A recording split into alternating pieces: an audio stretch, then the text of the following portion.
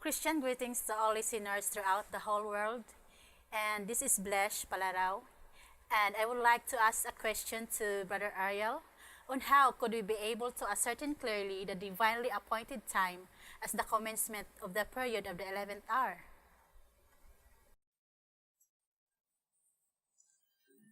Thank you very much for such inquiry. Comment from Sister Blesh Palarao. And it is really a very timely question. And first of all, in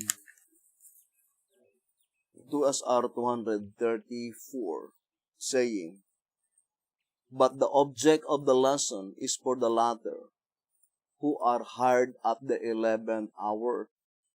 For the truth of the parable has never been understood by any other company." So that is very plain, brothers and sisters, that among the five company, because there are only five company recorded in Matthew 20.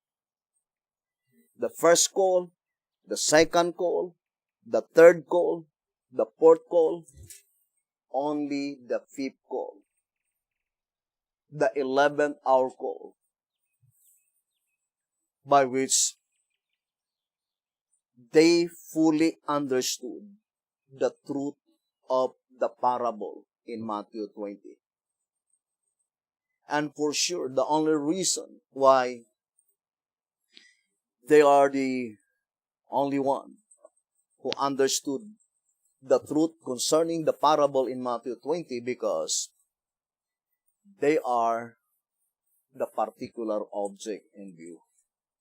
Or in other words, Israel after the flesh, they had no understanding concerning Matthew 20. The Apostolic Church, they had no understanding concerning Matthew 20. The Millerites movement, they have no understanding concerning Matthew 20. The Seventh-day Adventist Church, they had no understanding concerning Matthew 20. The truth of the parable is understood only by the 11th hour group. And we know that that is pointing to the last generation of men. The saints, which is designed by God to be translated to heaven without seeing death, according to Spiritual Gifts, Book 3, page 26. Now here in White House Recruiter, let me read to you the statement in pages 12 and page 13. "The issue is of greatest gravity. Christ foreknow it would be, and in supreme concern, He projected it in the crowning lesson of His parable of the vineyard.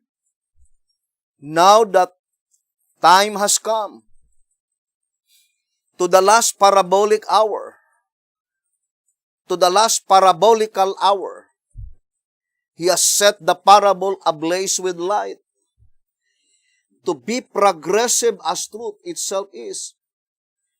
Let us look deeper into the parable now while the light of God is shining on it. How can we know for a certainty in which hour we find ourselves? And if our own call to service has come, we can know only by establishing the time in which the last parabolic hour expires. And to do this, we must first establish the time of the first call for servants, then in turn the time of its successive call, culminating with the last. First, though, pursuant to this end, we must bring into focus the parable's significant points. But at this time, brothers and sisters, I would like to connect the parable in Matthew 20 to Revelation 6 verse 6. Now let us read again in 2SR page 234. It says, why only 2 kinds of cereals brought to view? Why not 5? The 2 cereals are sufficient to illustrate the thought and to clear the lesson.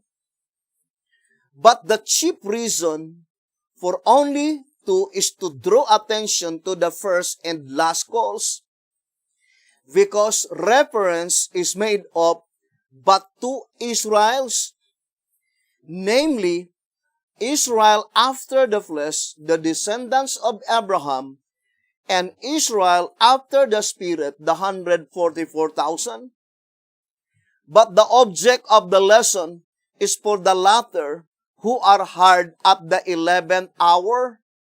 For the truth of the parable has never been understood by any other company. 2SR page 234. Now to repeat again, the shepherd's rod plainly told us that the reason why God uses only 2 kinds of cereals is to draw our attention to the first and the last call. Now, what is the first call? Israel after the flesh. Israel going out of Egypt. Now, let us read 2SR page 236. It says, there are only 5 calls in the parable. First, those who were called early, Israel out of Egypt. So that is the first call. Israel out of Egypt. Now, since, brothers and sisters, the shepherd's rod plainly told us that our attention should be focused on the first and the last call. The first call is Israel after the flesh going out of Egypt.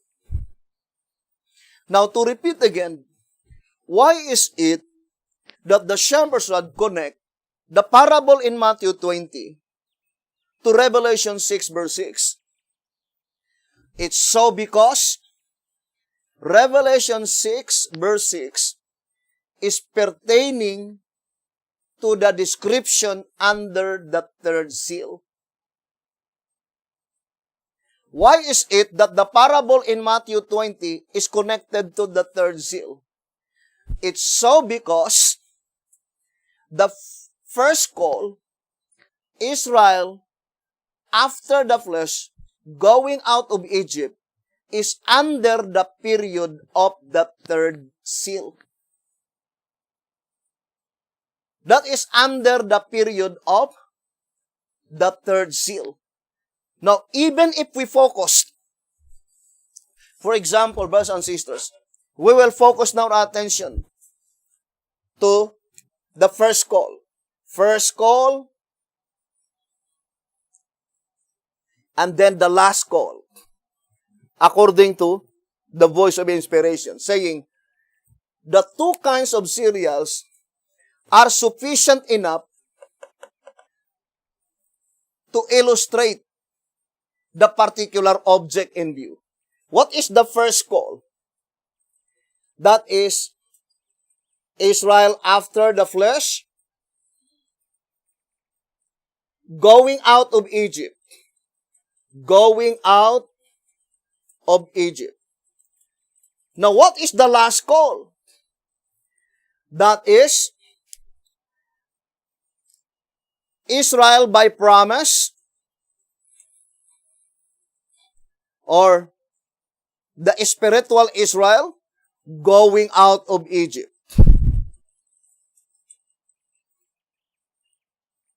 So that is very plain, brothers and sisters. We need to draw our attention to the first call and to the last call. But this is in close connection with the proceedings in the heavenly sanctuary, because the shepherd's rod connect the parable to Revelation 6 verse 6, which is the description under the third seal. 2SR, page 222. Now, accordingly, brothers and sisters, the third seal, according to 2SR, page 221, that is from Abraham to Jesus Christ. That is very plain. 2SR on page 221. The entire period of the third seal covered the period from Abraham to Jesus Christ. Now, let us begin with the call of Abraham, 1921 BC. Now, let us put the entire period, brothers and sisters, to the last apostle who died in 100 AD. Now, for sure, brothers and sisters, the first call and even the second call is under the period of the third seal. That is under the period of the third seal. And that is the reason why the shepherd's rod connect Revelation 6 verse 6, the parable in Matthew 20, because Revelation 6 verse 6 is the third seal. And this call is under the third seal. Now, if we will divide it into 3 periods in the third seal, from 1921 BC to 1491 BC. That is the 430 years. The first period, or the first phase of the third seal. Now, the second phase of the third seal, the first section of Exodus, under the direction of Moses, 40 years, 1451 BC. And then, from Moses to the time when they reached Canaan, 25 years, under the leadership of Joshua, 1426 BC. So these 3 phases or 3 subdivisions of period, all of them are under the third seal. Now, from Joshua up to the apostles, we have the 4th subdivision. And then, from apostles, the period of the apostles, or from 1426 BC up to 100 AD. This is the 4th division, brothers and sisters. So even though there are only 2 serials, if you will subdivide, brothers and sisters, the third seal itself, it is subdivided into 4 different periods. Therefore, the 11th-hour call is the 5th one from the proceedings of the 5 divisions of the third seal, or the first call early in the morning. Now, let us dig deeper, brothers and sisters, into the subject. Because the request of the questioner is to ascertain clearly the exact period of time as the commencement of the 11th hour call. Now, I would like to read White House Recruiter. Here in White House Recruiter on page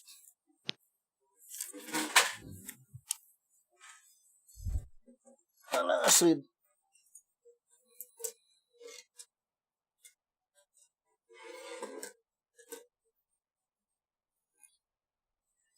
White House Recruiter, page 17. Having thus, by the first call for servants, solidly established the time in which the parabolical go-to-work calls started, we are now to ascertain the call time and the work period of the servants, although it says of the second call. But let us apply the statement, the call time and the work period of the 11th hour call. And of course, brothers and sisters, in the parable, they work first before they have been paid by 1 penny, represented by everlasting life or granting immortality. Or in other words, in the parable in Matthew 20, verse 8 and 9, at the time that they had been rewarded by 1 penny, the work that was given to them was already finished. Now, what is the work in 2SR page 222 in connection with Revelation chapter 6 verse 6? Now let us read 2SR page 222. It says here, note that the barley is but 1/3 the price of the wheat.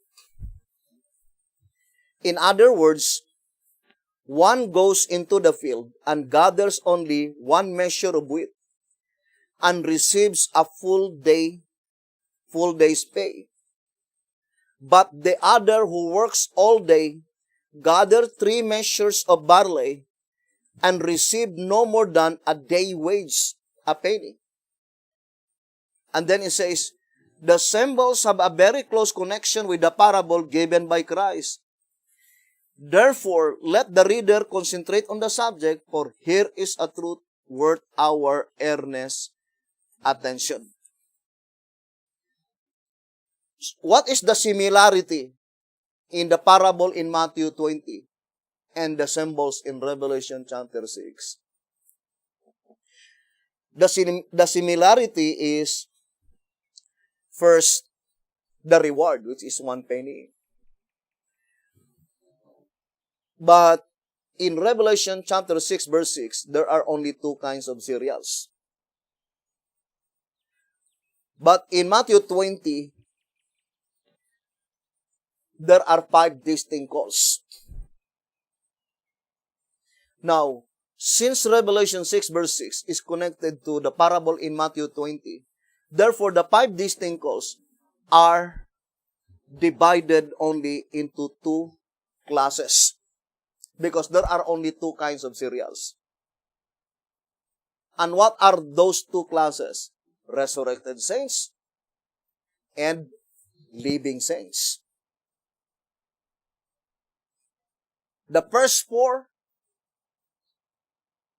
represented by resurrected saints. The last one is represented by the living saints. But the 3 measures of barley in Matthew 20 is represented by the 3 hours interval. And in Revelation chapter 6, 1 measure of wheat is represented, or in Matthew 20, it is represented by the remaining 1 hour before sunset. But the illustration in Revelation chapter 6, although there is similarity, but the shepherd's rod is trying to emphasize that if the command that was given is to harvest barley, in order to receive 1 penny, you need to harvest 3 measures. 3 measures of barley. Or to make simple illustration, you need to harvest 3 kilos of barley. If the divine command that was given is to harvest wheat, you need only to harvest 1 measure. Or in other words, 1 kilo of wheat. Then you will be granted the reward 1 penny. That is Revelation 6 verse 6. Whereas in Matthew 20, it is, number 3 is pointing to the period of time. 3 hours. But that is not, or the parable does not say that the first call will work only 3 hours. No. Because according to the parable, the illustration in the parable, brothers and sisters, is that the first call,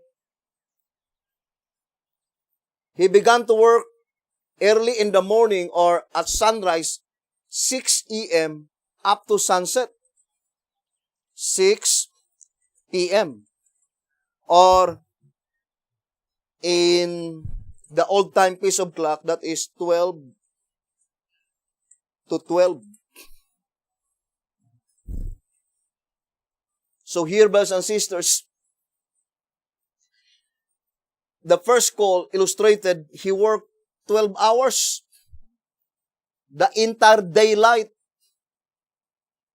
And the next call, second call,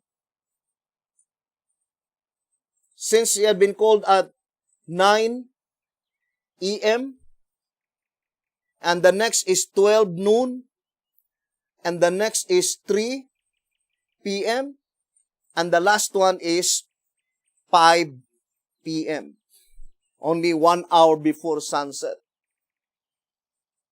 So the 5 distinct calls, they work different, the different periods of time, brothers and sisters. And of course, the shortest is the 11th hour call. Those who have been called at the 11th hour. So in that illustration, brethren, according to the Chamfer's rod in 2SR 225 and 226, it can never be fully understood unless the parable in Matthew 20 is connected to Revelation chapter 6, verse 6. As we stated, that it is pertaining to the proceedings in the heavenly sanctuary. And the parable in Matthew 20, brothers and sisters, if we will study in connection with the subject of the 7 seals, can only be applied from 1844 onwards. So, when it is concerning from 1844, I would like to enumerate again one by one. Although it is a long study, the very first group or the very first case that had been considered in 1844 are those who will be resurrected in Revelation 20 verse 5 and 6. That is the first general resurrection. And who are they? Under the first general resurrection, they are those who died first seal, second seal, fourth seal, and fifth seal. Now, in these proceedings, brethren, the only part by which has a connection to the parable in Matthew 20 is the fifth seal. The first seal is not a part in Matthew 20 because it is during night time. The second seal, because the first seal from Adam to the flood. The second seal from the flood to Abraham. The fourth seal, that is from Christ to 1500 AD. But the fifth seal, that is from 1500 AD to 1755. And the last generation of the fifth seal are the only one who is apart in Matthew 20. Who are they? The Millerites movement. So the proceedings in 1844, I would like to put here 2011, and we will explain it later. In reality, brothers and sisters, has no connection with the parable in Matthew 20. Because those who have been considered in the proceedings in that period of time, the third seal is not a part in these proceedings. And concerning the fifth seal, it is pointing to the last generation under the fifth seal. And what is the last generation under the fifth seal? Now, let us put from 1833 to 1843. That is the Millerites movement.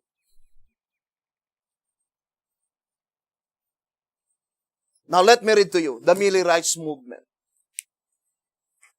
So, at this time, maybe I need second part of such question of Sister Bless, because the question is very broad.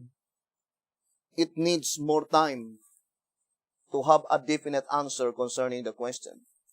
But if you are interested, then maybe we will answer it more clearly on the subject, the opening of the seventh seal. Now, I would like to read White House Recruiter on page 19.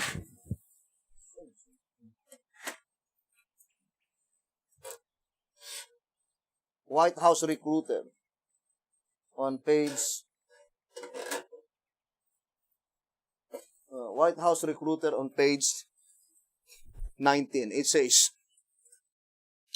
the only revelation of new prophetic truth subsequent to the Reformation is the announcement of the year in which was to begin the work of cleansing the sanctuary, primarily in behalf of the dead, based on Daniel 8 verse 14, but not then fully understood, as its announcement was made by the first-day Adventists. It necessarily follows that they were the third group of servants with a new and distinctive message, and as is well known, they started proclaiming it in the year 1833, announcing that the cleansing of the sanctuary was to commence in the year 1844. Thus, in 1833, the clock of parabolic time struck the hour of 6. That is the last 10 years under the fifth seal. The last 10 years under the fifth seal, which is the third call, the Millerites movement.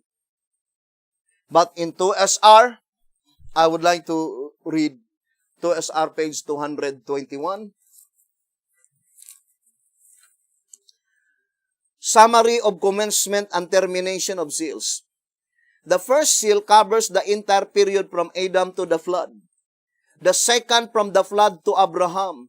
The third from Abraham to Christ. the fourth from Christ to 1500 AD, the fifth from 1500 AD to 1755. Why is it that the fifth seal is up to only to 1755? Showing, brothers and sisters, that the last generation under the fifth seal, they have a special proceedings in the heavenly sanctuary. Other than those brothers and sisters who are under the fifth seal from 1500 AD to 1755. The people in that generation of time is not a part of the parable in Matthew 20. Therefore, the proceedings from 1844 to 2011 has no connection at all in Matthew chapter 20.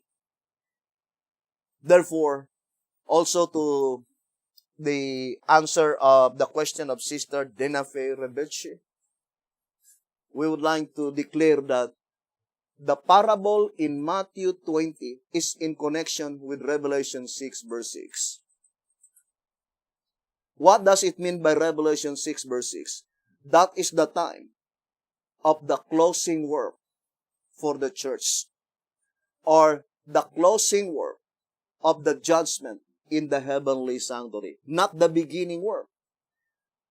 Because in the beginning work, the cases that undergo such proceedings has no connection with the parable in Matthew 20. Who are they?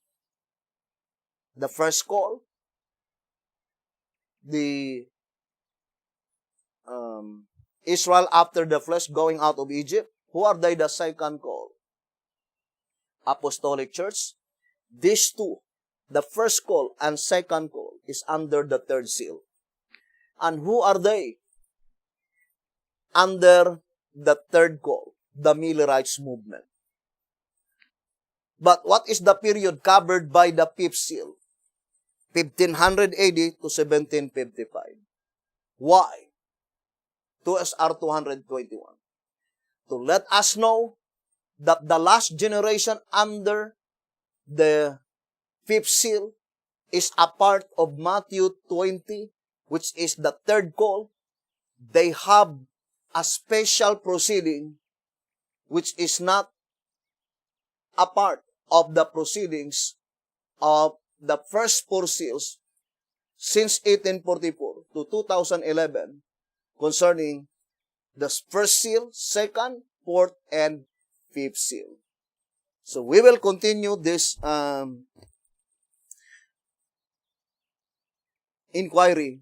At this time, it is still unfinished, and we will discuss it later, and we'll give you the exact period of time, the commencement of the 11th hour period. And hoping that you will abide listening and viewing this program.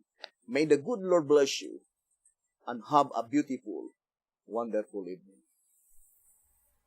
Thank you for telling my question, and may God bless this program.